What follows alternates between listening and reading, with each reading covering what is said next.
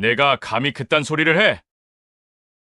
쩌렁쩌렁한 남편의 고함과 함께 짝하는 날카로운 파열음이 거실의 모든 소음을 집어삼켰습니다. 왼쪽 뺨에서 시작된 불같은 통증이 온몸으로 번져나갔습니다. 친척들 앞에서 제 뺨을 후려치는 그 순간, 지난 30년 세월이 모래성처럼 무너져 내렸습니다. 평생 순종만 하던 제가 처음으로 내뱉은 그 한마디가 제 인생을 송두리째 바꿀 줄은 꿈에도 몰랐습니다. 이바구 시작 전에 구독과 좋아요 눌러주시면 놀라운 인생 사연들을 누구보다 먼저 무료로 만나보실 수 있습니다. 기름 냄새와 음식 익는 습한 열기가 부엌을 가득 채우고 있었습니다. 추석이 코앞으로 다가온 주말 아침이었습니다. 저는 어김없이 새벽 5시에 일어나 전 부칠 재료를 다듬고 있었습니다. 네모 반듯하게 잘린 두부, 초록빛이 선명한 풋고추, 곱게 다진 돼지고기가 도마 위에 나란히 놓여 있었습니다. 30년 동안 제 손은 수백 번, 아니 수천 번 이 일을 반복해 왔습니다. 제 손마디마디에는 명절의 고단함과 세월의 흔적이 굳은 살처럼 박여 있었습니다. 거실 소파에서는 시어머니가 아침 드라마를 보며 연신 혀를 차는 소리가 들려왔습니다. 어이구, 저 몹쓸 며느리 같으니라고. 시어머니한테 눈을 저렇게 똑바로 뜨고 대들어 천벌을 받지. 저는 못 들은 척 칼질 소리만 키웠습니다. 저 소리는 제게 하는 소리이기도 했으니까요. 이 집에서 제 이름은 은주가 아니라 어멈, 새아가 혹은 야였습니다. 시어머니의 저런 일갈은 이제 배경음악처럼 익숙해져 버렸습니다. 화도 나지 않았습니다. 그저 내 마음이 더는 달아 없어질 것도 없이 텅 비어버렸다는 사실만이 저를 서글프게 할 뿐이었습니다. 그때 방에서 부스스한 얼굴로 남편이 나왔습니다. 제게 눈길 한 번 주지 않고 곧장 냉장고로 가더니 찬물을 들이켰습니다. 벌컥벌컥 물 마시는 소리마저 저를 향한 짜증처럼 들렸습니다. 아, 시끄러워. 아침부터 뭘 그렇게 달그락거려? 전 부치려면 미리 해놔야죠. 오늘 오후엔 형님네도 오신다면서요. 알아서 해. 당신 일이잖아.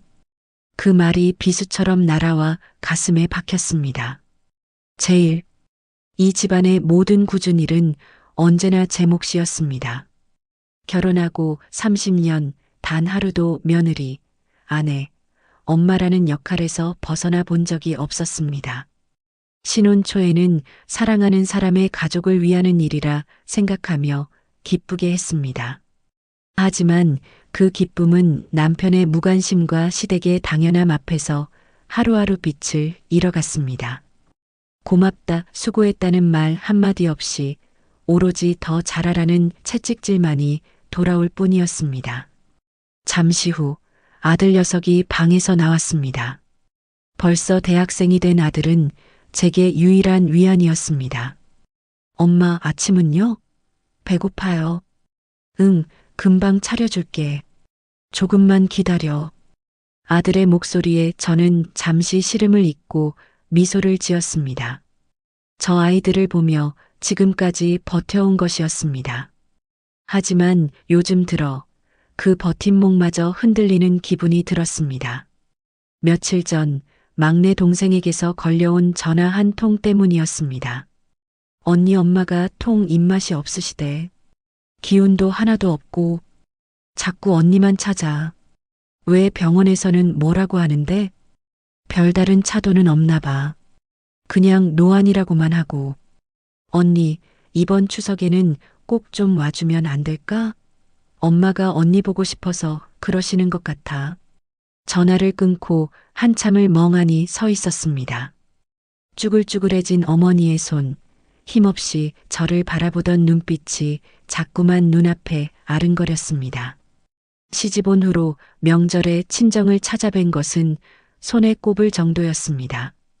늘 시댁일이 먼저였고 남편은 며느리가 명절에 친정 가는 것을 죄악처럼 여겼습니다. 첫째 아이를 낳고 친정 엄마가 보내주신 미역과 가물치를 시어머니가 유난 떤다며 내다 버렸던 그날 이후로 저는 친정을 향한 그리움을 마음속 깊이 묻어두고 살아야만 했습니다. 이번에는 가야 해. 마음속으로 수십 번 되뇌었지만 남편의 얼굴을 보자 그 결심은 모래알처럼 흩어졌습니다. 아침 식사를 마친 남편이 소파에 드러누워 TV 채널을 돌렸습니다. 그 곁에는 시어머니가 과일을 깎아 대령하고 있었습니다. 제게는 단 한 번도 해준 적 없는 행동이었습니다. 올해는 송편도 좀 넉넉하게 하고 작은아버님 댁에도 좀 보내드려야지. 듣고 있어? 당신 요새 왜 이렇게 멍해? 마음에 안 들어. 저는 심호흡을 한 번 하고 30년 동안 단 한 번도 내보지 못했던 용기를 쥐어짰습니다. 저기 여보, 드릴 말씀이 있어요. 뭔데? 또 돈 달라는 소리 하려면 꺼내지도 마. 이번 추석에 하루만이라도 괜찮으니 저희 집에 다녀오면 안 될까요? 어머니가 많이 편찮으세요. 그 순간 남편의 얼굴이 딱딱하게 굳었습니다. 그는 TV를 끄고 몸을 벌떡 일으켰습니다. 옆에 있던 시어머니도 눈을 가늘게 뜨고 저를 쏘아보았습니다. 뭐라고? 지금 제정신이야? 명절 앞두고 친정에 가? 이 집안 맏며느리라는 사람이 할 소리야? 어머니가 위독하실 수도 있다잖아요. 죽을 병 아니면 다 괜찮은 거야. 당신 없으면 이 집 제사고 뭐고 다 누가 하는데? 당신 동서는 애가 어려서 아무것도 못하는 거 뻔히 알면서 제 가슴이 쿵 하고 내려앉았습니다.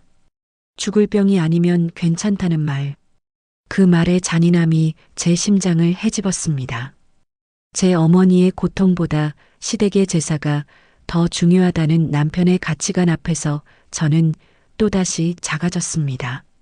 수십 년간 반복된 이 절망적인 대화에 이제는 눈물조차 나지 않았습니다. 그저 입술을 깨물며 고개를 숙이는 것밖에는 할 수 있는 일이 없었습니다. 제 등 뒤로 시어머니의 날카로운 목소리가 들려왔습니다. 어디 제가 지금 뭐라고 하는 게냐? 정신이 나갔구나, 아주. 시집 왔으면 그 집 귀신이 되어야지. 어디 친정 타령이야. 저는 도망치듯 다시 부엌으로 돌아와 묵묵히 고추를 다졌습니다. 붉은 고추의 매운 기운에 눈물이 핑 돌았습니다. 이것은 고추 때문이 아니라 제 서러움 때문이라는 것을 알고 있었습니다. 쿵, 쿵, 쿵. 도마를 내리치는 소리가 점점 커져갔습니다. 마치 제 안에 쌓인 울분을 터뜨리는 것만 같았습니다. 그날 오후 시동생네 식구가 도착했습니다. 동서는 오자마자 어머 형님, 벌써 이렇게나 많이 하셨어요? 힘들게 혼자 다 하시네라며 입에 발린 소리를 하더니 금세 거실 소파에 앉아 시어머니와 과일을 먹으며 수다를 떨기 시작했습니다. 아무도 부엌에 들어와 저를 도울 생각은 하지 않았습니다. 저는 산더미처럼 쌓인 재료들 앞에서 홀로 외로운 싸움을 계속했습니다. 저녁 식사 시간 겨우 차린 상 앞에서 남편은 또 술을 마셨습니다. 역시 명절엔 이 맛이지. 어이, 당신도 한 잔 받아. 저는 말없이 고개를 저었습니다. 술잔을 채울 기력도 그가 따라주는 술을 마실 마음도 없었습니다. 그런 제 태도가 마음에 안 들었는지 남편은 술잔을 소리나게 내려놓았습니다. 왜 안 마셔? 내가 주는 술이 싫어? 아까부터 계속 표정이 왜 그 모양이야? 피곤해서 그래요. 피곤? 뭐가 피곤해? 집에서 살림만 하는 사람이. 살림만 하는 사람. 그 한마디가 제 30년 인생을 통째로 부정하는 것 같아 참을 수 없는 분노가 치밀었습니다. 하지만 저는 아이들을 생각해 또 한 번 꾹 참았습니다. 그렇게 명절 전날 밤이 깊어갔습니다. 저는 모두가 잠든 후에도 홀로 남아 설거지를 하고 내일 아침 차례상에 올릴 탕국을 끓였습니다. 부글부글 끓어오르는 탕국을 보며 제 속도 저렇게 타들어가고 있음을 느꼈습니다. 추석 당일 아침 저는 누구보다 먼저 일어나 차례상 준비를 마쳤습니다. 잠이 덜 깬 가족들이 하나둘씩 일어나 한복으로 갈아입었습니다. 남자들은 절을 올리고 여자들은 그 뒤에서 병풍처럼 서 있기만 했습니다. 차례가 끝나고 아침 식사를 하는 동안 아무도 제게 고생했다는 말을 하지 않았습니다. 그저 음식 맛이 어떻다, 간이 싱겁다는 품평만 늘어놓을 뿐이었습니다. 점심이 지나고 친척들이 하나둘씩 모여들기 시작했습니다. 거실은 금세 사람들로 북적였고 저는 쉴 틈도 없이 과일을 깎고 차를 내느라 분주했습니다. 그때였습니다. 제 안에 묻어두었던 작은 결심이 더는 참을 수 없는 용기가 되어 터져 나온 것은 모두가 화기애애하게 웃고 떠드는 그 거실 한복판에서 저는 조용히 남편에게 다가갔습니다. 여보, 저 지금이라도 잠시 친정에 다녀오면 안 될까요? 버스 타면 금방인데 얼굴만이라도 뵙고 오겠습니다. 순간 거실의 모든 소음이 멎었습니다. 모든 시선이 제게로 향했습니다. 남편은 믿을 수 없다는 듯한 표정으로 저를 노려보았습니다. 그의 얼굴이 시뻘겋게 달아오르는 것이 보였습니다. 그리고 이어진 한마디. 내가 감히 그딴 소리를 해. 짝 하는 날카로운 파열음이 거실의 모든 소음을 집어삼켰습니다. 왼쪽 뺨에서 시작된 불같은 통증이 순식간에 온몸으로 번져나갔습니다. 고개가 돌아갈 정도의 충격에 잠시 세상이 멈춘 듯 했습니다.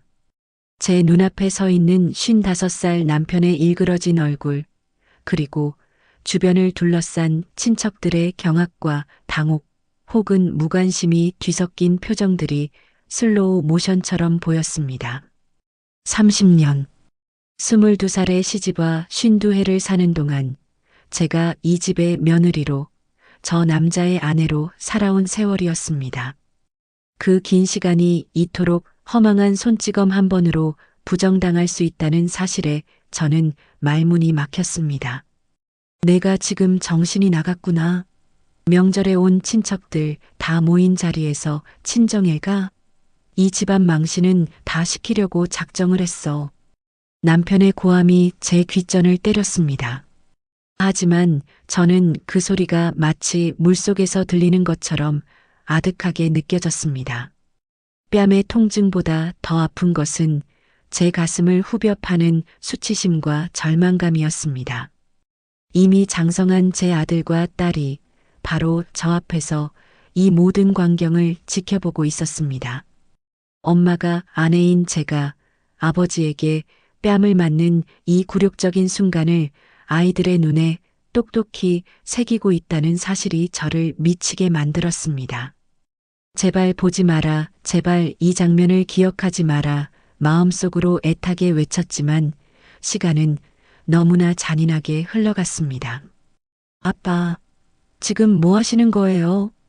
아들이 소리치며 남편을 막아섰습니다. 딸 아이는 이미 얼굴이 하얗게 질린 채 입술을 깨물고 있었습니다. 하지만 시어머니는 오히려 아들을 나무랐습니다.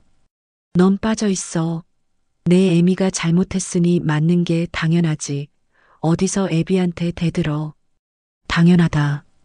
그 말이 제 이성의 마지막 끈을 끊어버렸습니다. 저는 천천히 고개를 들었습니다. 눈물이 핑 돌았지만 흐르지는 않았습니다. 대신 제 안에서 무언가 단단하고 차가운 것이 벼려지는 것을 느꼈습니다. 30년 동안 뜨겁게 타오르다 제만 남은 줄 알았던 제 심장에서 마지막 불씨가 다시 피어나는 기분이었습니다. 당신, 제 목소리는 저 자신도 놀랄 만큼 낮고 차분했습니다. 방금 나를 때렸어요?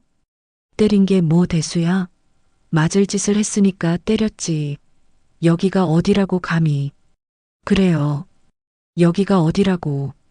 내 어머니가 아프다는데 얼굴 한번 비추지 못하게 하는 맏며느리라는 이유로 사람 취급도 못 받는 지옥 같은 곳이죠. 제 말에 거실의 공기는 얼음장처럼 차가워졌습니다. 남편은 제 대답에 잠시 말문이 막힌 듯 했습니다. 저는 그를 똑바로 쳐다보며 말을 이었습니다. 30년을 참았어요. 당신의 무시도, 어머님의 구박도, 이 집안의 모든 부당함도, 내 자식들 압이니까, 내 남편이니까. 그렇게 눈 감고 귀 막고 살면 언젠가는 알아주겠지. 사람 대접은 해주겠지. 그렇게 바보같이 믿었어요.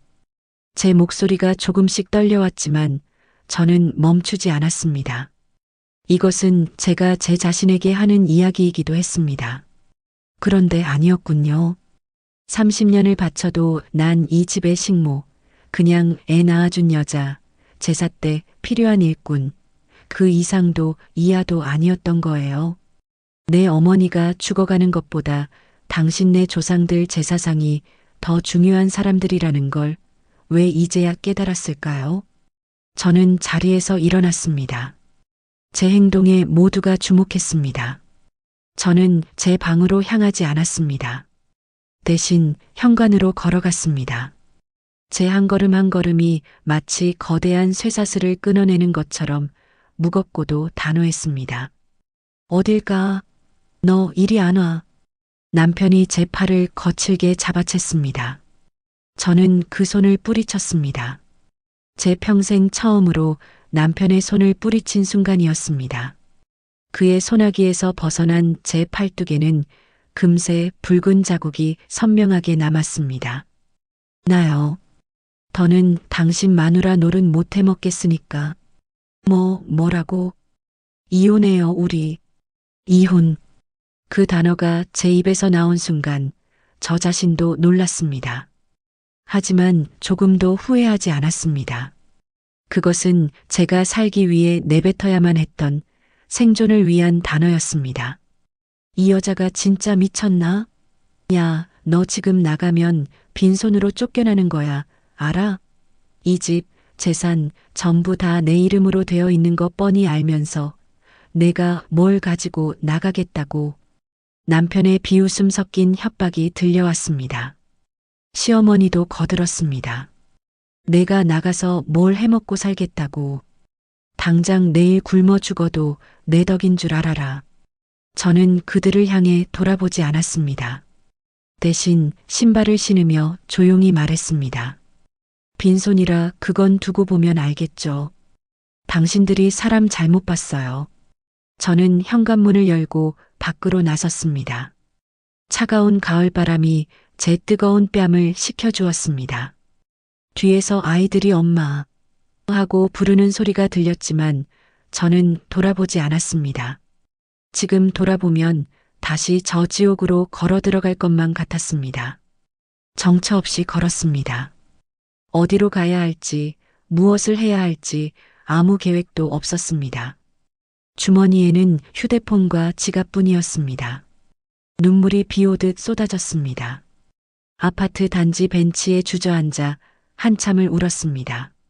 서러워서, 분해서, 그리고 제 자신이 너무나 가여워서 30년의 세월이 고작 이런 취급을 받기 위함이었나? 허무함에 가슴을 쳤습니다. 얼마나 지났을까? 겨우 정신을 차리고 동생에게 전화를 걸었습니다. 동생은 제 목소리를 듣자마자 무슨 일이 생겼음을 직감했습니다. 언니, 무슨 일이야? 목소리가 왜 그래? 나왔어. 그 집에서. 뭐? 나왔다니, 그게 무슨 소리야? 결국 저는 친정으로 향했습니다. 몇 년 만에 찾아가는 친정인지 기억도 나지 않았습니다. 초라한 제 행색을 본 동생은 아무 말 없이 저를 끌어안고 함께 울어주었습니다. 그리고 방에 누워 계신 어머니를 뵈었습니다. 제 소식을 들으셨는지 어머니는 이미 눈시울이 붉어져 있었습니다. 깡마른 어머니의 손을 잡는 순간 저는 또다시 무너졌습니다. 엄마, 나왔어. 잘 왔다. 잘 왔어, 내 딸. 고생 많았다. 어머니는 모든 것을 알고 있다는 듯 그저 제 손을 힘주어 잡아주셨습니다. 그날 밤 저는 수십 년 만에 처음으로 친정집 제 방에서 잠이 들었습니다. 시댁의 눈치를 보지 않고 새벽에 일어나지 않아도 된다는 사실만으로도 숨통이 트이는 것 같았습니다. 친정집에서의 첫 아침이 밝았습니다. 30년 만에 처음으로 누군가의 아침 식사를 차리기 위해 새벽같이 일어나지 않아도 되는 아침이었습니다. 창호지를 바른 작은 문틈으로 스며드는 햇살이 제 눈꺼풀 위로 따스하게 내려앉았습니다. 몸을 일으키자 삐걱 소리를 내는 낡은 나무 침대. 모든 것이 제가 시집가기 전 그대로였습니다. 하지만 그 익숙함이 주는 안도감도 잠시 제 마음은 무거운 돌덩이라도 얹은 듯 가라앉아 있었습니다. 어젯밤 저는 제 인생에서 가장 큰 반란을 저질렀습니다. 그리고 이제 그 반란의 대가를 치러야 할 시간이 온 것입니다. 언니, 일어났어? 속은 좀 괜찮아? 동생이 조심스럽게 방문을 열고 들어왔습니다. 손에는 따뜻한 꿀물 한 잔이 들려 있었습니다. 응, 괜찮아. 거짓말이었습니다. 괜찮을 리가 없었습니다. 머릿속은 온통 앞으로 어떻게 살아가야 할지에 대한 막막함으로 가득 차 있었습니다. 남편의 말처럼 저는 정말 빈손이었습니다. 제 이름으로 된 통장 하나, 변변한 재산 하나 없이 30년을 살아왔습니다. 남편은 월급날이면 생활비를 제게 주었지만 그 돈은 언제나 빠듯했고 제 몫으로 챙길 수 있는 것은 아무것도 없었습니다. 그저 가계부에 한 푼, 두 푼 아껴 쓴 기록만이 제 30년의 증거였습니다. 그때 제 휴대폰이 날카롭게 울리기 시작했습니다. 화면에 뜬 그 사람이라는 이름에 심장이 쿵 하고 내려앉았습니다. 받지 않으려 했지만 진동은 집요하게 이어졌습니다.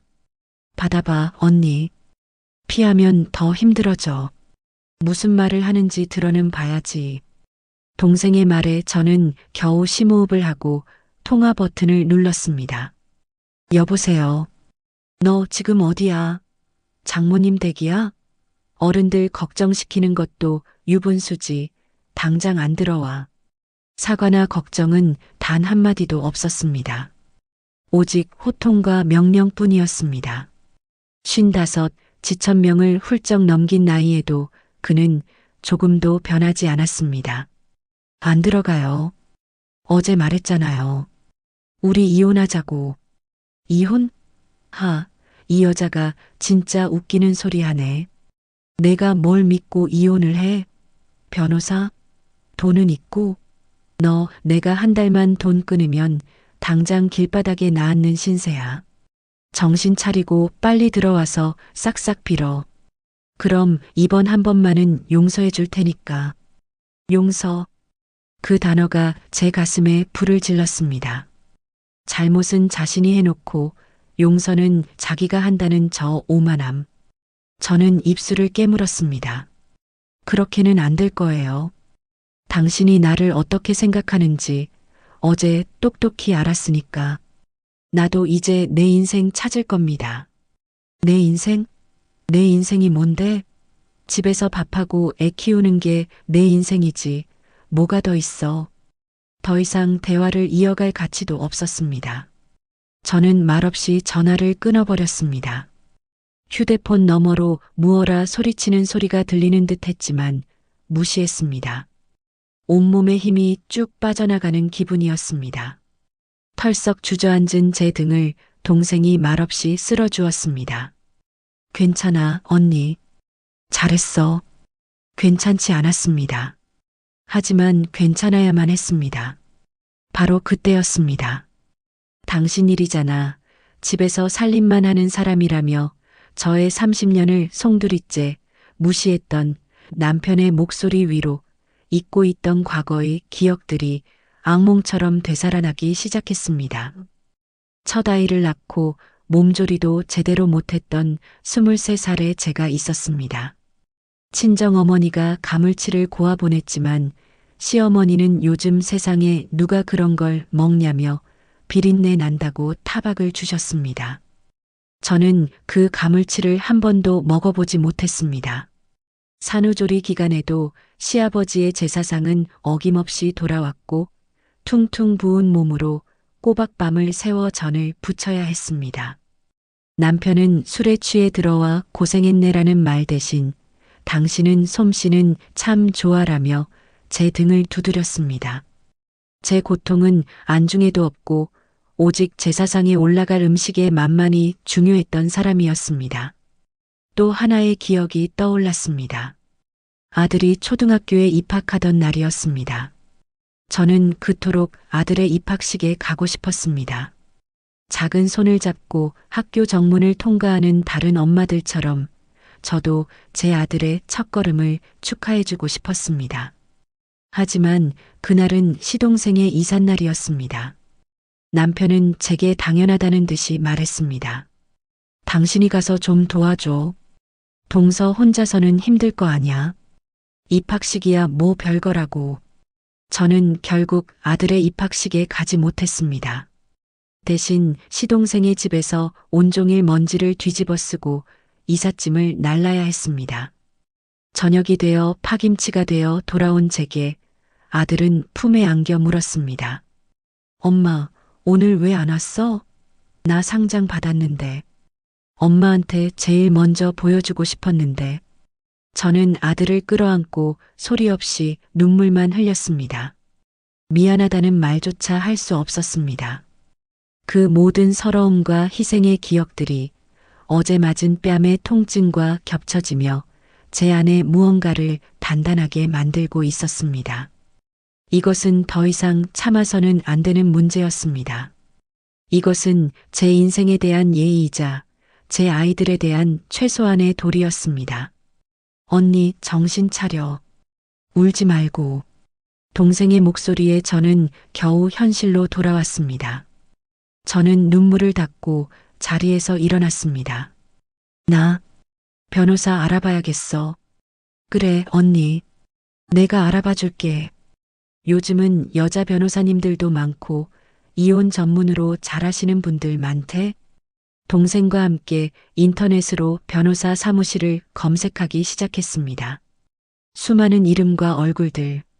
막막하기만 했던 제 싸움의 첫 번째 무기를 찾는 기분이었습니다. 그러다 유독 눈에 들어오는 한 변호사의 양력이 있었습니다.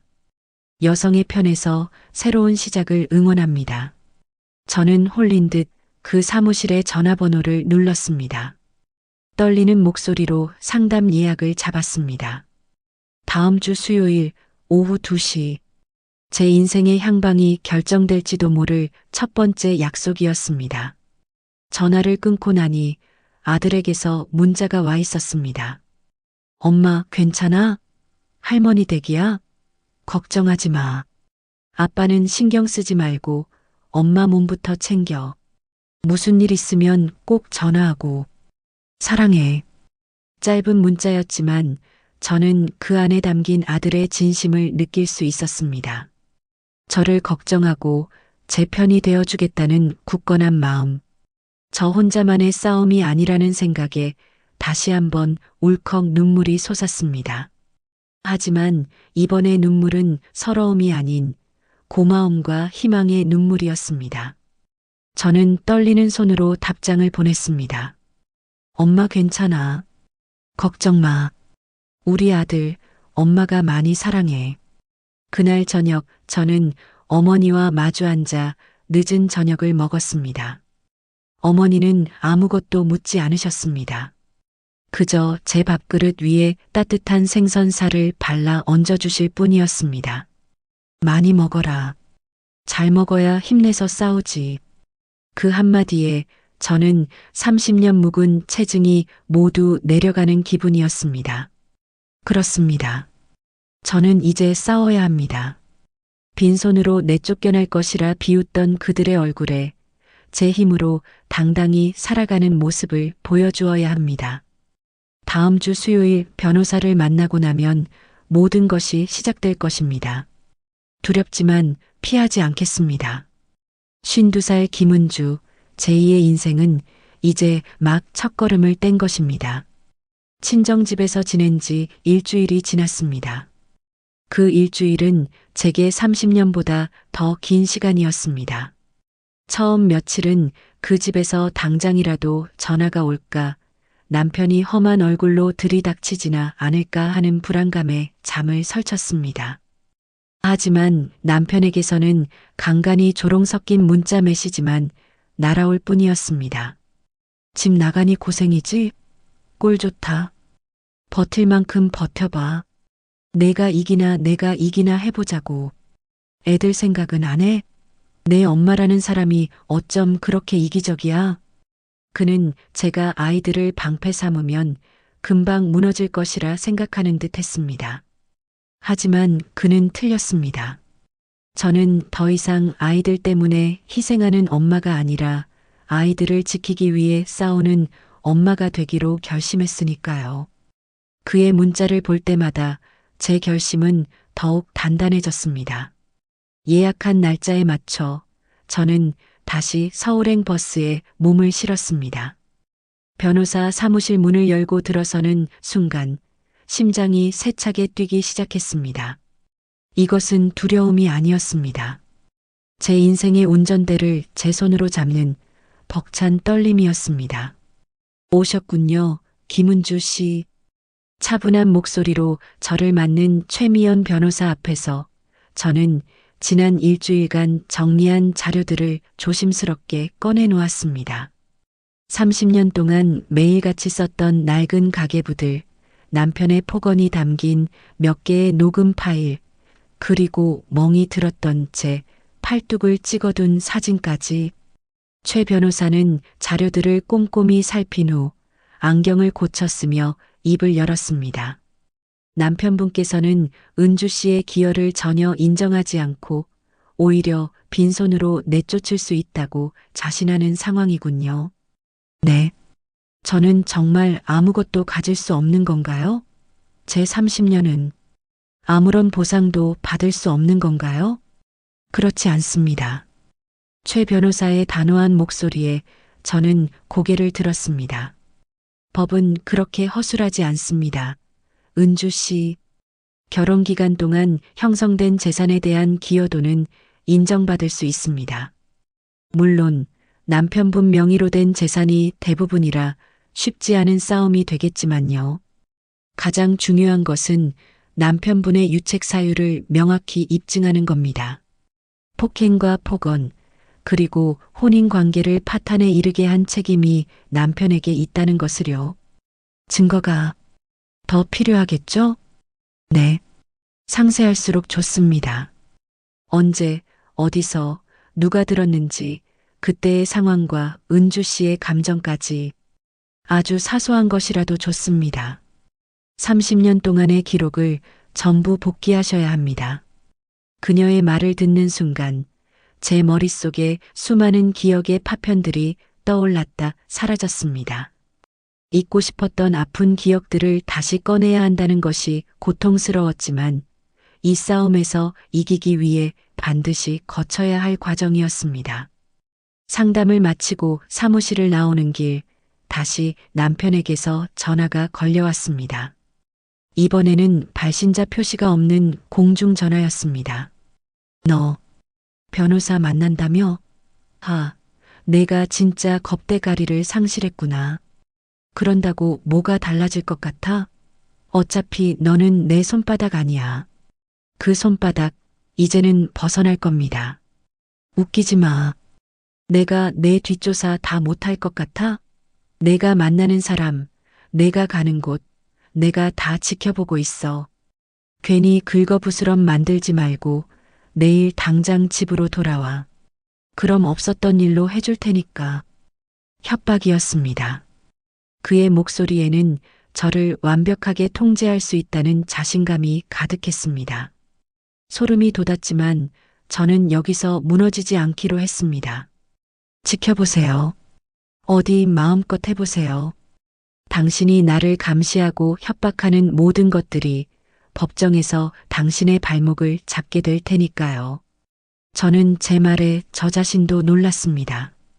불과 몇 주 전만 해도 상상도 할 수 없었던 말이었습니다.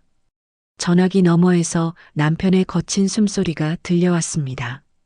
저는 그가 무슨 말을 하기도 전에 전화를 끊어버렸습니다. 그날 이후 저는 본격적으로 과거를 기록하기 시작했습니다. 친정집 작은 방에 앉아 깨끗한 노트를 펼치고 30년 전의 저를 만났습니다. 신혼 초 명절마다 음식을 산더미처럼 쌓아놓고 우리 집안 며느리 음식 솜씨는 이 정도는 돼야지라며 으스대던 시어머니의 목소리. 만삭의 몸으로 시댁 식구들 이불 빨래를 도맡아 했던 기억. 아이가 아파 끙끙 앓던 밤 술에 취해 들어와 잠투정한다며 짜증내던 남편의 얼굴. 기록을 하면 할수록 잊고 있던 설움이 복받쳐 올라 몇 번이나 펜을 놓아야 했습니다. 하지만 눈물을 흘리면서도 저는 멈추지 않았습니다. 이것은 단순한 과거의 기록이 아니라 제 자신을 치유하고 미래를 준비하는 신성한 의식이었습니다. 그러던 중 딸아이에게서 전화가 왔습니다. 엄마, 나 할 말이 있어. 응, 딸. 무슨 일이야? 얼마 전에 내 방 정리하다가 옛날에 쓰던 휴대폰을 찾았어. 근데 거기에 예전에 아빠가 엄마한테 막 소리 지르던 거. 내가 무서워서 녹음해둔 게 있더라. 딸의 목소리는 떨리고 있었습니다. 그 아이 역시 저와 함께 폭력적인 환경에 고스란히 노출되어 있었던 것입니다. 미안함에 가슴이 미어졌습니다. 그랬구나. 우리 딸 무서웠겠네. 엄마가 미안해. 아니야, 엄마. 이게 엄마한테 도움이 될까 해서 필요하면 보내줄게. 딸아이가 보내준 녹음 파일에는 4년 전 제가 시어머니 병수발 문제로 남편과 다투던 내용이 고스란히 담겨 있었습니다. 당신 어머니는 당신이 챙겨. 왜 내가 그 집 병수발까지 다 들어야 하는데. 당신은 우리 엄마 아플 때 손가락 하나 까딱한 적 있어. 이게 어디서 남편한테 말대꾸야. 너는 며느리 도리도 몰라. 닥치고 내가 시키는 대로 해. 선명한 그의 목소리. 그리고 이어지는 문이 쾅 닫히는 소리까지. 이것은 아주 중요한 증거가 될 것이었습니다. 아이들이 저를 돕고 있었습니다. 제 싸움은 더 이상 외롭지 않았습니다. 며칠 뒤 신우이에게서 연락이 왔습니다. 그녀는 늘 남편의 편에 서서 저를 괴롭히던 사람 중 하나였습니다. 새언니, 잘 지내세요? 오빠가 언니 걱정 많이 하세요. 아무리 화가 나도 집을 나가는 건 좀 심했잖아요. 오빠가 원래 좀 욱하는 성격인 거 언니가 제일 잘 알면서 그냥 언니가 한 번만 참아주시면 안 돼요? 아가씨, 저는 30년을 참았어요. 이제 더는 못 참겠네요. 어머, 새언니. 목소리가 왜 그렇게 차가워요? 그래도 어떻게 이혼까지 생각하세요? 애들 봐서라도 그러면 안 되죠. 그리고 언니 나가서 뭐 해서 먹고 사실 건데요? 우리 오빠만큼 능력 있는 남자 다시는 못 만나요. 그녀의 목소리에는 저를 한심하게 여기는 기색이 역력했습니다. 저는 헛웃음이 나왔습니다. 능력 있는 남자요? 네, 그 능력으로 저한테는 평생 생활비 몇 푼 쥐어주고 자기 명의로만 재산 불려왔죠. 아가씨, 저는 이제 더 이상 그렇게 살고 싶지 않아요. 내 인생, 내가 알아서 살 테니 걱정 마세요. 전화를 끊고 나니 오히려 속이 후련했습니다. 그들은 여전히 저를 무시하고 있었습니다. 제가 곧 돈이 떨어져 두 손 들고 돌아올 것이라 철석같이 믿고 있었습니다. 그들의 그 오만한 믿음이 오히려 저에게는 가장 큰 무기가 될 것이었습니다. 저는 다시 노트에 집중했습니다. 남편이 술에 취해 물건을 부쉈던 날짜, 아이들 학원비를 제 친정에서 몰래 빌려 썼던 기록, 시어머니가 제게 퍼부었던 폭언들, 기억의 조각들이 하나둘씩 맞춰지며 30년이라는 거대한 학대의 역사가 그 모습을 드러내고 있었습니다. 페이지가 넘어갈수록 제 손은 분노로 떨렸지만 제 눈빛은 점점 더 차갑고 단단해졌습니다. 이제 이 지긋지긋한 역사의 마지막 장을 제 손으로 끝낼 시간이 다가오고 있었습니다. 최미연 변호사와의 상담은 제게 새로운 무기를 쥐어주었지만 동시에 현실의 벽이 얼마나 높은지를 실감하게 했습니다. 남편 명의로 된 재산을 나누는 것은 험난한 과정이 될 것이고 그의 유책 사유를 입증하는 것 역시 만만치 않을 것이었습니다. 친정집에 머무는 동안 저는 밤낮으로 과거의 기억을 헤집으며 증거를 수집하는 데 몰두했습니다. 그 과정은 마치 제사를 파내는 것처럼 고통스러웠지만 저는 멈출 수가 없었습니다. 그러던 어느 날 남편이 보낸 이혼 조정 신청서가 친정집으로 날아왔습니다.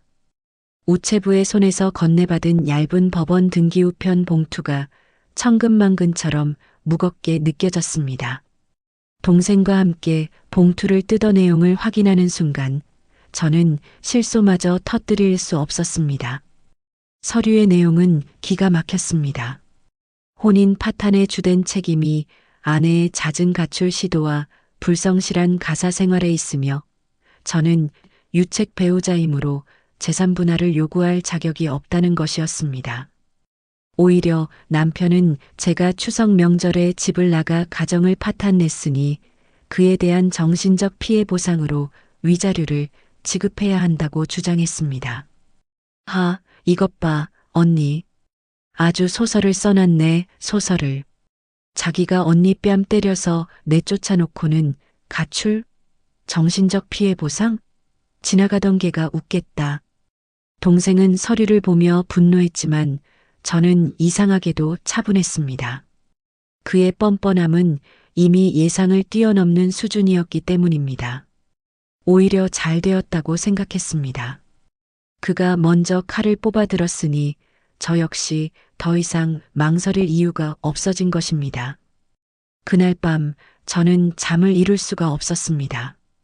빈손으로 쫓겨날 것이다라는 남편의 조롱이 귓가에 맴돌았습니다.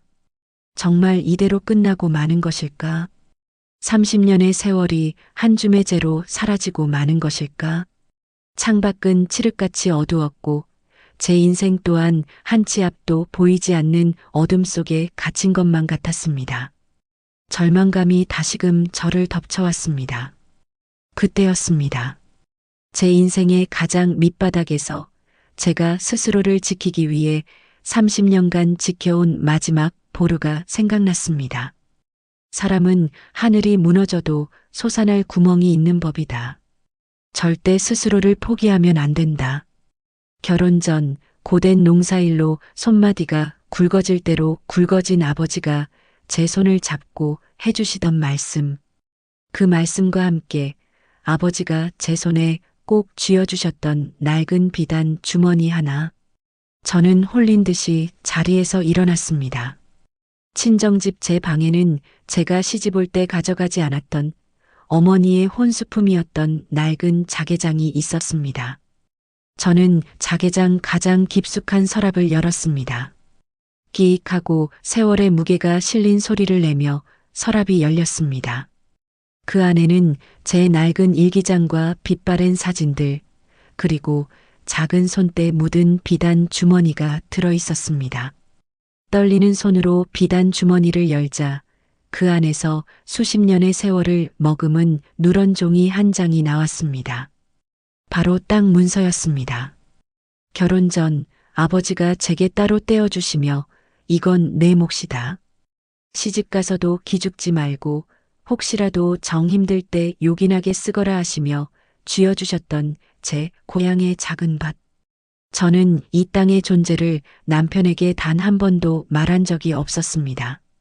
매년 나오는 재산세 고지서는 친정 주소로 오게 했고 동생에게 부탁하여 대납하게 한 뒤 명절 때 남편 몰래 모아둔 쌈짓돈으로 그 돈을 메꿔주곤 했습니다.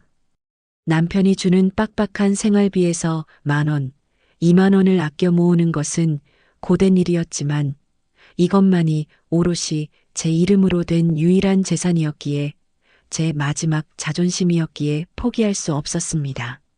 그것은 잊고 산 비밀이 아니라 제가 제 자신을 지키기 위해 30년간 악착같이 지켜온 마지막 보루였습니다.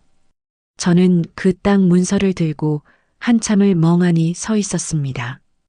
이것이 과연 하늘이 무너져도 솟아날 구멍이 되어줄 수 있을까?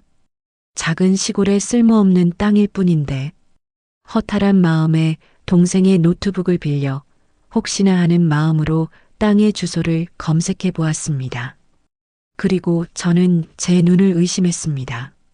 경기도, 신도시 개발, 수용 예정지, 토지 보상, 제 손이 부들부들 떨리기 시작했습니다. 제가 30년간 지켜온 그 작은 땅이 몇 년 전부터 추진된 신도시 개발 계획에 포함되어 있었던 것입니다. 인터넷 부동산 카페와 뉴스 기사들을 미친 듯이 검색했습니다.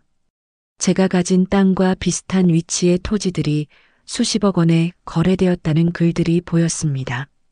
수십억? 제 평생 만져보지도 상상해보지도 못했던 돈이었습니다. 저는 자리에 주저앉았습니다. 눈물이 터져 나왔습니다. 하지만 이번의 눈물은 서러움이나 분노의 눈물이 아니었습니다. 그것은 감사함과 안도, 그리고 이제부터 시작될 통쾌한 복수를 예고하는 전율의 눈물이었습니다. 아버지, 하늘에 계신 아버지가 못난 딸을 버리지 않고 이렇게 돕고 계신 것만 같았습니다. 다음 날 저는 최미연 변호사에게 전화를 걸어 이 사실을 알렸습니다. 제 이야기를 들은 최 변호사의 목소리 역시 흥분을 감추지 못했습니다. 정말입니까? 김은주 씨? 그 땅을 30년간 비밀리에 관리해 오셨다고요? 네, 변호사님. 제 이름 김은주. 세 글자가 똑똑히 박혀 있어요. 결혼 전에 아버지께 증여받은 땅이고 재산세도 제 돈으로 계속 납부해 왔어요. 남편은 전혀 모르는 사실입니다. 세상에, 이건 정말 하늘이 돕는군요. 은주 씨, 이건 민법 제830조에 명시된 명백한 특유재산입니다. 부부가 혼인 중에 공동으로 형성한 재산이 아니라 은주 씨가 혼인 전부터 가지고 있었고 그 유지 또한 은주 씨의 노력으로 이루어진 고유의 재산이라는 거죠. 원칙적으로 재산분할 대상에 포함되지 않습니다. 그 땅과 보상금, 모든 것이 온전히 은주 씨의 몫이라는 겁니다. 최 변호사의 말을 듣는 순간 제 심장이 다시 한번 세차게 뛰기 시작했습니다. 빈손으로 쫓겨날 것이라던 남편의 얼굴이 떠올랐습니다. 저를 무시하고 조롱하던 시댁 식구들의 얼굴도 스쳐 지나갔습니다. 저는 이를 악물었습니다. 변호사님, 이제 제가 무엇을 해야 하죠? 지금부터는 우리가 칼자루를 쥐는 겁니다. 이혼 조정 기일까지는 이 사실을 철저히 비밀로 해야 합니다. 상대방이 이 사실을 알게 되면 어떻게든 이 재산에 기여한 바가 있다고 주장하며 재산을 뺏기 위해 수단과 방법을 가리지 않을 겁니다. 우리는 저들이 가장 방심하고 있을 때 가장 결정적인 순간에 이 카드를 꺼낼 겁니다.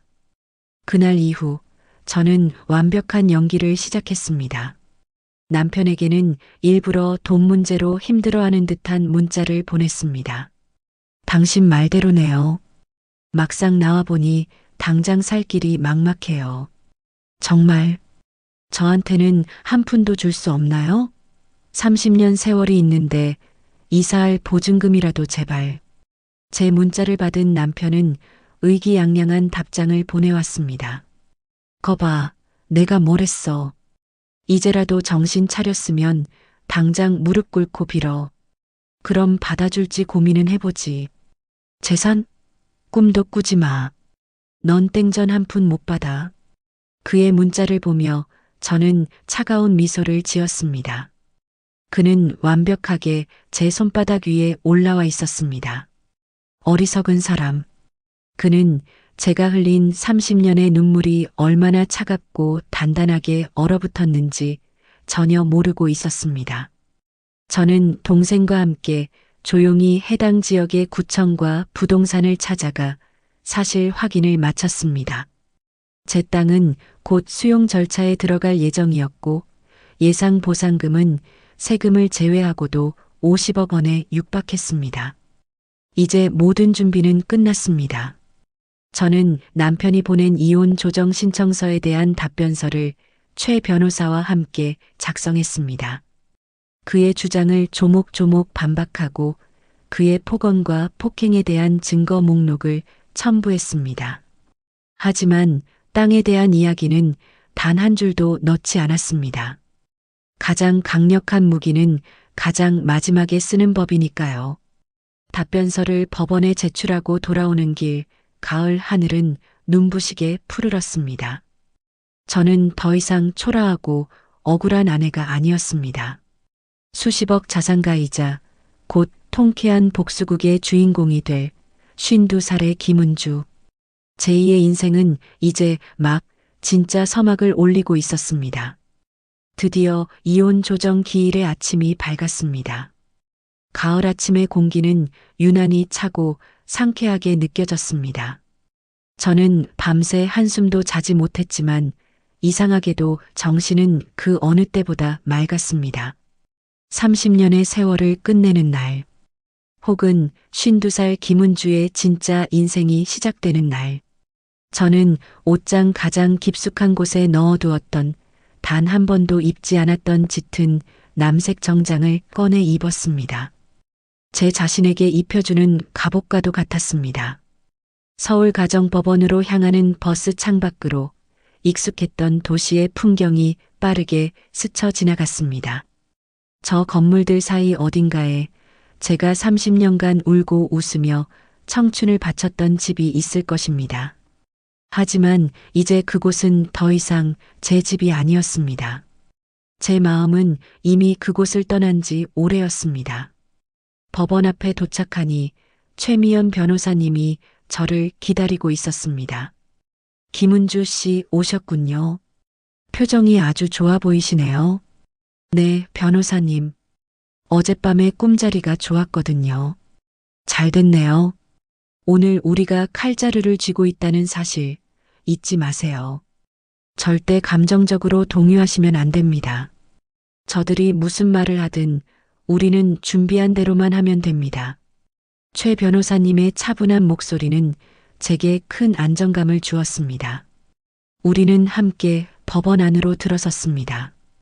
법원 복도는 각자의 사연을 안고 온 사람들로 북적였습니다. 그들의 얼굴에는 불안과 희망, 체념과 분노가 뒤섞여 있었습니다. 저 역시 불과 몇 달 전만 해도 저들 중 하나였을 것입니다. 하지만 지금의 저는 달랐습니다. 저는 제 운명의 재판관이 되기 위해 이곳에 온 것이니까요.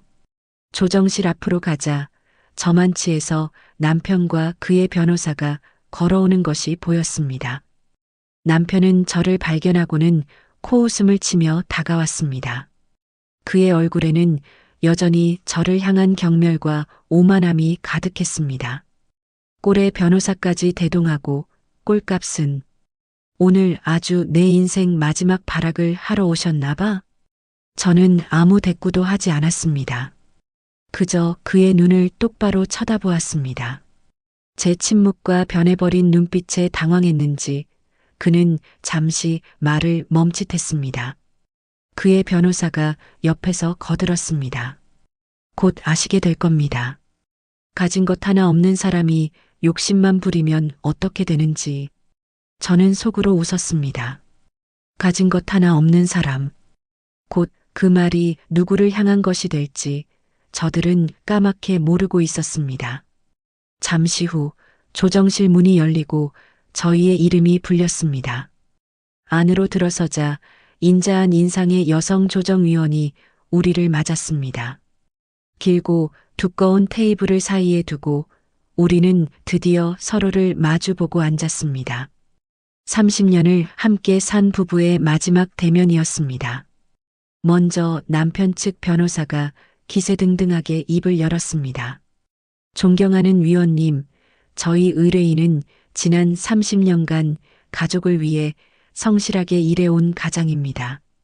하지만 피신청인 김은주 씨는 별다른 사유 없이 가출하여 혼인 관계를 파탄에 이르게 한 명백한 유책 배우자입니다.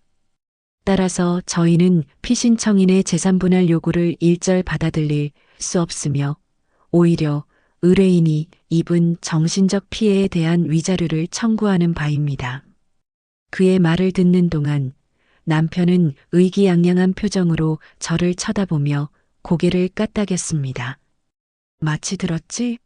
넌 끝났어라고 말하는 것 같았습니다. 조정위원이 제게 물었습니다. 피신청인 측 하실 말씀 있으십니까? 최미연 변호사가 저를 대신해 차분하게 입을 열었습니다. 네, 위원님. 신청인 측의 주장은 전혀 사실과 다릅니다. 제 의뢰인 김은주 씨는 지난 30년간 시부모를 봉양하고 자녀를 양육하며 묵묵히 가정을 지켜왔습니다.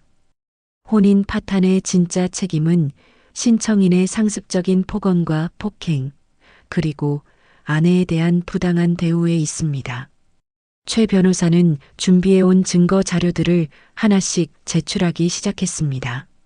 제가 30년간 써온 가계부들, 남편의 폭언이 담긴 녹음 파일, 멍든 제 팔뚝 사진, 그리고 딸아이가 전달해준 4년 전의 녹취록까지. 조정실 안에는 남편의 거친 목소리가 울려 퍼졌습니다. 이게 어디서 남편한테 말대꾸야. 너는 며느리 도리도 몰라. 닥치고 내가 시키는 대로 해. 녹음 내용을 들은 조정위원의 미간이 살짝 찌푸려졌습니다. 남편의 얼굴은 시뻘겋게 달아올랐습니다. 저건 악의적인 편집이야. 내가 언제 저렇게까지. 그가 당황하며 소리쳤지만 그의 목소리는 이미 증거로서의 가치를 잃은 뒤였습니다. 최 변호사는 멈추지 않았습니다. 위원님, 이것은 빙산의 일각에 불과합니다. 신청인은 시도 때도 없이 의뢰인에게 인격 모독적인 발언을 일삼았으며 추석 당일에는 모든 친척이 보는 앞에서 의뢰인의 뺨을 때리는 폭행까지 저질렀습니다.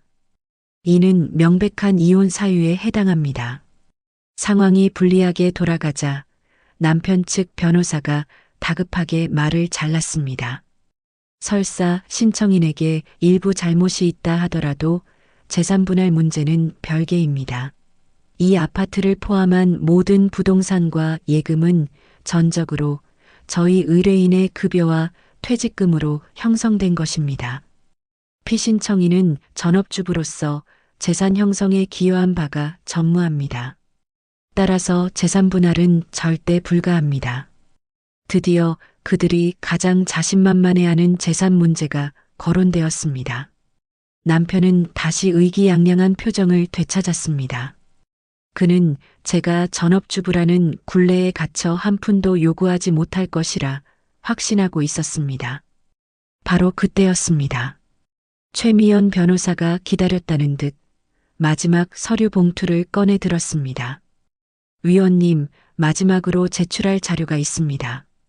최 변호사는 서류 한 장을 꺼내 조정위원에게 제출했습니다. 그리고 저와 남편 그의 변호사에게도 사본을 한 부씩 나누어 주었습니다. 이것은 피신청인 김은주 씨 명의의 경기도 토지 등기부등본과 해당 토지가 신도시 개발구역에 포함되어 곧 수용 절차에 들어간다는 내용의 공식 확인서입니다. 이 토지는 제 의뢰인이 혼인 전에 부친으로부터 증여받아 30년간 비밀리에 관리해 온 명백한 특유재산입니다. 따라서 재산분할의 대상이 될 수 없으며 온전히 제 의뢰인의 고유재산임을 밝히는 바입니다. 오히려 저희는 신청인이 지난 30년간 의뢰인의 노동력을 착취하고 최소한의 생활비만 지급하며 부당하게 재산을 축적한 부분에 대해 추가적인 손해배상을 청구할 예정입니다. 남편과 그의 변호사는 의아한 표정으로 그 서류를 쳐다보았습니다. 토지 등기부등본? 김은주 명의? 그들의 머릿속은 온통 물음표로 가득했을 것입니다. 그리고 서류 내용을 확인한 남편의 얼굴이 서서히 굳어지기 시작했습니다. 그의 눈이 믿을 수 없다는 듯이 커졌고 입이 벌어졌습니다. 그는 저와 등기부등본, 그리고 마지막 장에 적힌 예상 보상 금액 50억 원이라는 글자를 번갈아 쳐다보며 더덩거렸습니다. 이게 뭐야? 50억? 이게 어떻게 내 이름으로 거짓말이지? 이거 다 위조한 거지. 그의 변호사 역시 사색이 된 얼굴로 아무 말도 하지 못했습니다. 조정위원은 제게 제출된 서류들의 진위를 확인한 후 남편을 향해 말했습니다. 신청인, 흥분 가라앉히시고 자리에 앉으시죠. 이 서류들은 모두 관공서의 직인이 찍힌 공식적인 문서입니다. 위조의 가능성은 없어 보입니다. 아닙니다. 저 여자가 나를 속인 겁니다. 저 땅도 우리가 결혼하고 같이 번 돈으로 산 게 분명합니다.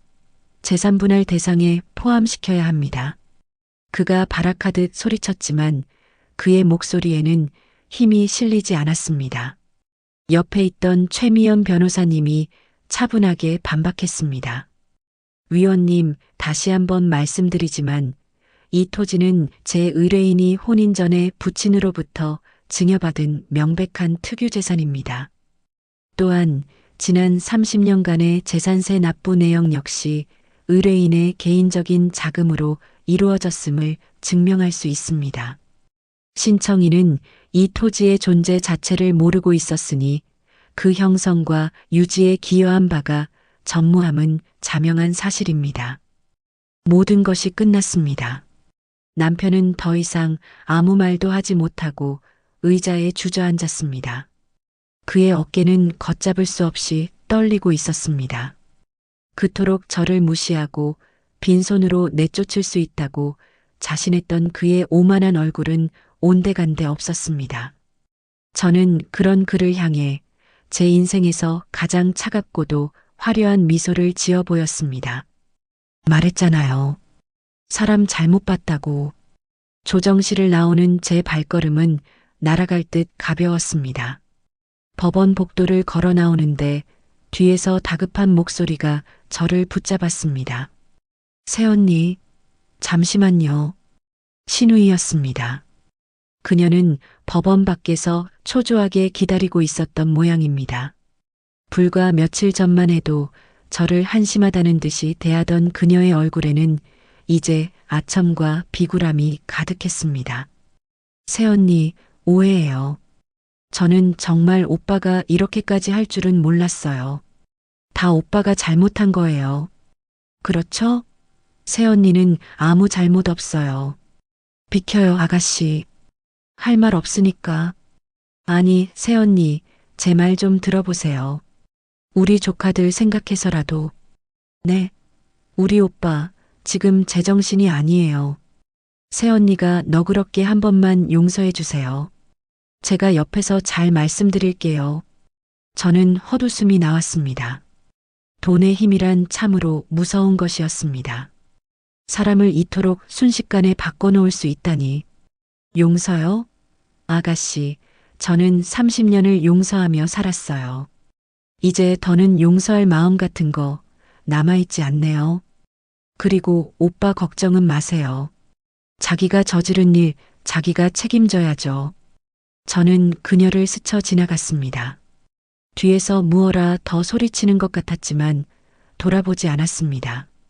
그날 이후 남편의 처절한 몰락이 시작되었습니다. 그는 매일 밤 술에 취해 제 친정집 앞으로 찾아와 행패를 부렸습니다. 제가 사는 곳을 알아낼 수 없으니 유일하게 기댈 곳이라 생각한 모양이었습니다. 은주야, 김은주, 문 좀 열어봐. 내가 잘못했어. 제발 한 번만 만나줘. 그의 고함 소리에 동네 사람들이 잠을 깰 정도였지만 저는 창문 밖으로 내다보지도 않았습니다. 동생이 경찰에 신고하겠다는 것을 겨우 말렸습니다. 저런 추한 모습을 보이는 것 자체가 그에게는 가장 큰 벌이 될 테니까요. 그의 전화와 문자는 쉴 새 없이 쏟아졌습니다. 여보, 미안해. 내가 정말 미쳤었나 봐. 당신 없이 나는 못 살아. 제발 돌아와줘. 당신이 하라는 대로 다 할게. 우리 아이들 생각해서라도 다시 합치자. 아빠 없는 아이들로 만들 셈이야? 당신 엄마잖아. 그 돈, 그래, 다 당신 거야. 인정할게. 그러니까 우리 다시 시작하자. 내가 앞으로 평생 당신 발 씻겨주면서 살게. 응? 그의 메시지를 볼 때마다 저는 역겨움을 느꼈습니다. 그가 사랑하는 것은 제가 아니라 제 돈이라는 사실이 너무나 명백했기 때문입니다. 저는 그의 모든 연락을 차단했습니다. 시어머니에게서도 연락이 왔습니다. 그토록 저를 구박하고 무시하던 그녀의 목소리는 이제 솜처럼 부드러워져 있었습니다. 세아가, 내가 늙어서 주책을 부렸다. 다 내 잘못이야. 우리 아들 좀 살려줘라. 걔가 요새 밥도 못 먹고 잠도 못 자고 폐인이 다 됐다. 내가 옆에 있어줘야지 누가 있겠니? 어머님, 저한테는 이미 아드님보다 소중한 사람이 생겼어요. 뭐? 그게 누군데? 바로 저 자신이에요, 어머님. 이제부터는 저를 위해 살 겁니다. 전화를 끊자 속이 다 후련했습니다. 그들은 지난 30년간 제게 단 한 번도 따뜻한 말을 건넨 적이 없었습니다. 이제 와서 제게 매달리는 그들의 모습이 가증스러울 뿐이었습니다. 어느 날 저녁 아들 녀석에게서 전화가 왔습니다. 집을 나온 후로 녀석은 아버지와 한 집에 살면서도 거의 대화를 하지 않는다고 했습니다. 서로 마주치지 않으려 애쓰고 꼭 해야 할 말이 있을 때만 짧게 문자를 주고받는 가장 가까우면서도 먼 사이가 되어버린 것이었습니다. 엄마, 난데. 녀석의 목소리는 몹시 지쳐 있었습니다. 응, 아들. 무슨 일이야? 저녁은 먹었고? 응, 먹었어. 저기 엄마. 아빠한테서 방금 문자 왔어. 만나서 술 한잔하고 싶다고. 할 말이 있다고. 엄마한테 좀 전해달래. 아들의 목소리에는 아버지를 향한 연민과 저에 대한 미안함이 뒤섞여 있었습니다. 저는 잠시 눈을 감았습니다. 아들에게 이런 짐을 지게 한 것이 미안했지만 여기서 마음이 약해져서는 안 되었습니다. 아들, 엄마는 그 사람 다시는 안 본다고 했을 텐데 내가 아빠를 만나는 건 막지 않겠지만 엄마를 설득하려고 하지는 마. 그 사람과는 이제 정말 끝이야. 알아, 엄마. 아는데 아빠가 너무 힘들어 보여서 그건 그 사람이 책임져야 할 몫이야. 내 탓이 아니야, 아들. 그러니까 너는 너무 마음 쓰지 마. 제 단호한 태도에 아들은 더 이상 아무 말도 하지 않았습니다. 저는 아이들에게 더 이상 상처를 주고 싶지 않았지만 이 문제만큼은 물러설 수 없었습니다. 며칠 뒤 저는 동생과 함께 시내에 나갔다가 그와 마주쳤습니다. 그는 어떻게 알았는지 백화점 앞에서 저를 기다리고 있었습니다. 며칠 사이에 반쪽이 된 그의 모습은 초라하기 짝이 없었습니다. 그는 저를 보자마자 달려와 길거리 한복판에서 제 앞에 무릎을 꿇었습니다. 주변 사람들이 웅성거리며 쳐다보기 시작했습니다.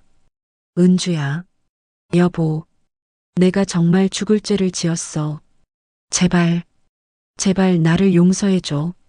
그가 제 바짓가랑이를 붙잡고 눈물을 쏟아냈습니다. 그의 어깨는 비참하게 떨리고 있었습니다. 당신은 내가 아니라 내 돈을 보고 온 거잖아요. 아니야. 절대 아니야. 나는 그냥 당신이 없으니까 너무 힘들어서. 당신이 내 곁에 없다는 걸 이제야 깨달아서 그래. 우리 30년 세월이 있잖아. 어떻게 이렇게 하루아침에 남이 될 수가 있어. 하루아침이라고요? 나는 30년 동안 매일같이 당신과 남이 되는 꿈을 꿨어요.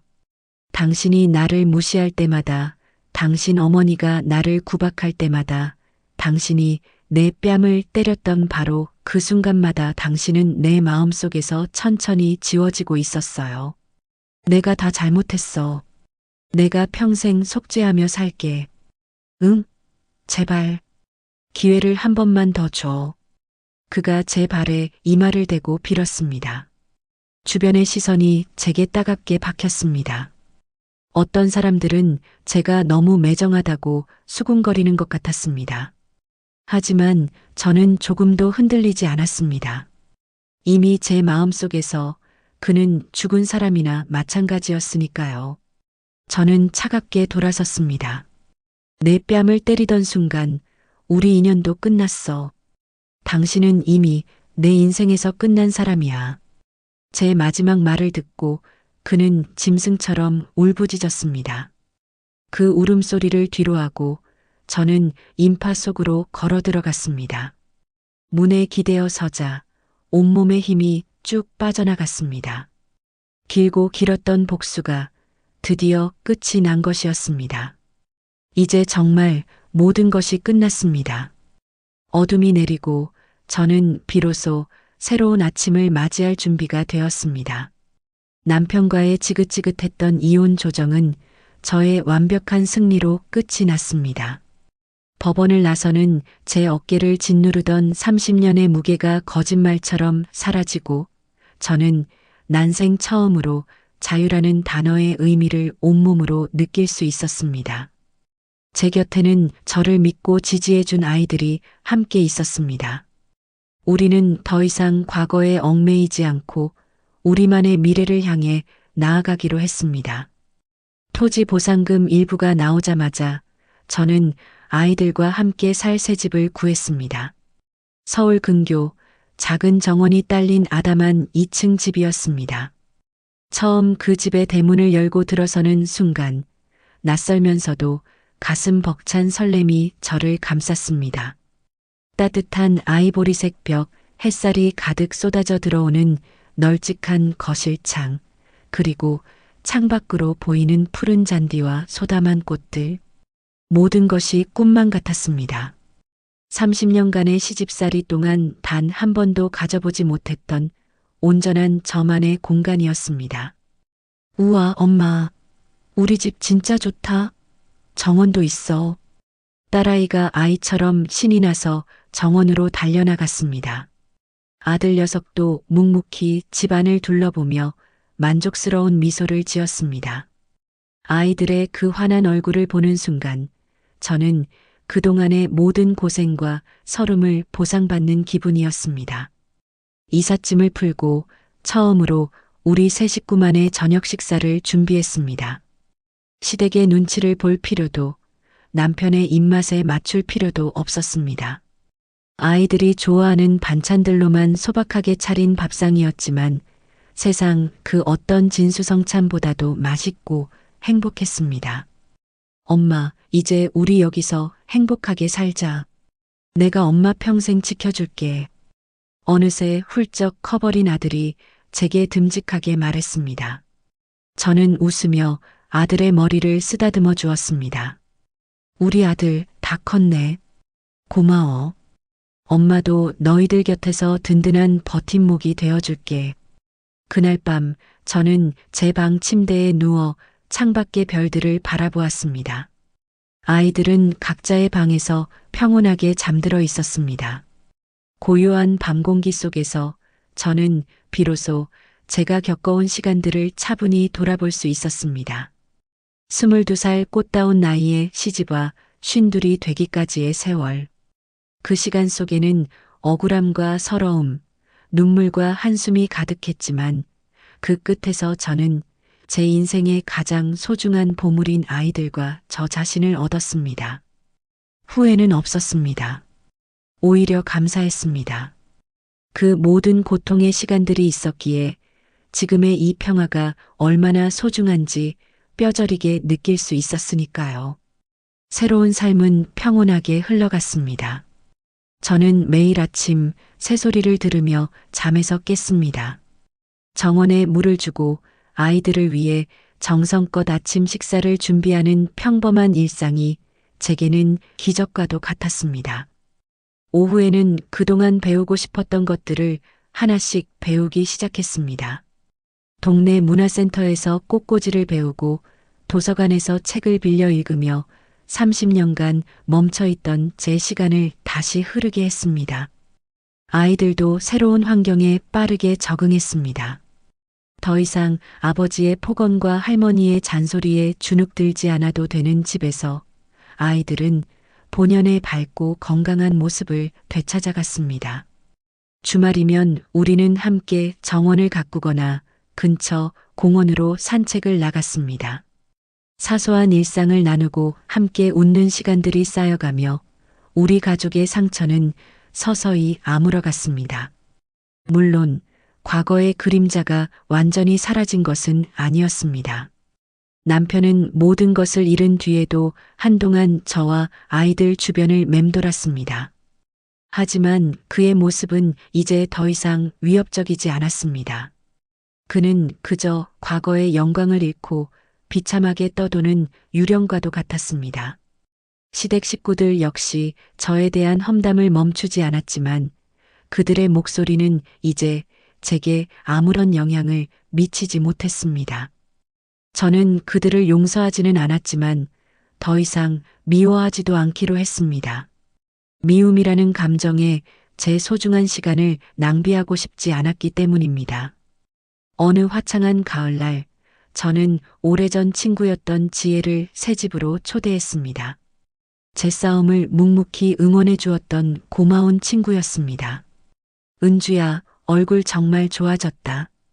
이제야 내 진짜 얼굴을 보는 것 같네. 다 내 덕분이야.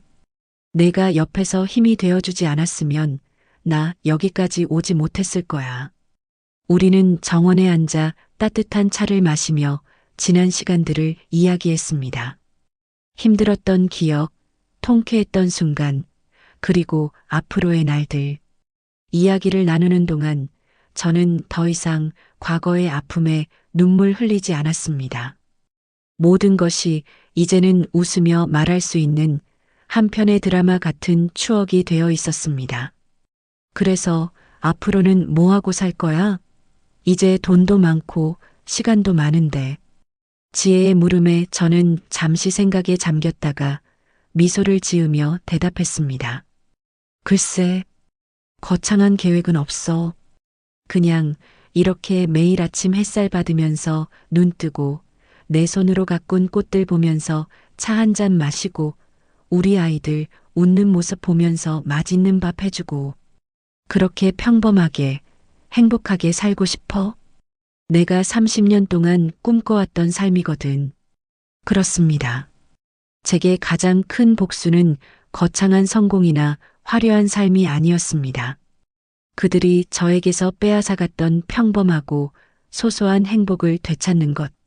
그것이야말로 진정한 승리이자 가장 완벽한 복수였습니다. 그날 저녁 집으로 돌아온 아들과 딸이 제게 작은 케이크를 내밀었습니다. 엄마, 우리 엄마의 새로운 시작을 축하해. 케이크 위에는 인생은 지금부터 사랑해, 엄마라는 글씨가 적혀 있었습니다. 저는 아이들을 힘껏 끌어안았습니다. 눈물이 왈칵 쏟아졌지만 그것은 세상에서 가장 행복한 눈물이었습니다. 우리는 함께 촛불을 불고 케이크를 나누어 먹었습니다. 거실 창밖으로는 어느덧 어둠이 내리고 정원의 작은 등불들이 따뜻하게 빛나고 있었습니다. 아이들의 웃음소리가 집안을 가득 채웠습니다. 그 평화로운 풍경을 바라보며 저는 조용히 속삭였습니다. 남편이 내 뺨을 때리던 순간 내 인생이 끝났다고 생각했지만 사실은 그 순간 내 진짜 인생이 시작된 것이었다. 고통의 시간은 끝났다. 이제 남은 내 모든 날들은 오직 행복과 사랑으로만 채워질 것이다. 저는 더 이상 누군가의 아내도 며느리도 아닌 온전한 저 자신 52살의 김은주였습니다. 그리고 제 인생의 드라마는 이제 막 가장 빛나는 해피엔딩을 맞이하고 있었습니다. 오늘의 이바구는 여기까지입니다. 가장 깊은 절망의 순간은 때로 가장 눈부신 시작이 되기도 합니다. 남편의 폭력에 맞서 아니오라고 외쳤던 그 순간, 그녀의 진짜 인생은 다시 시작되었습니다. 스스로의 힘으로 모든 것을 이겨내고 마침내 진정한 자유와 행복을 손에 넣은 그녀처럼 지금 이 순간 홀로 아파하고 있을지 모를 세상의 모든 김은주들에게 말을 전합니다. 가장 어두운 밤이 지나야 가장 밝은 새벽이 오듯 당신의 인생에도 반드시 새로운 아침이 찾아올 것입니다.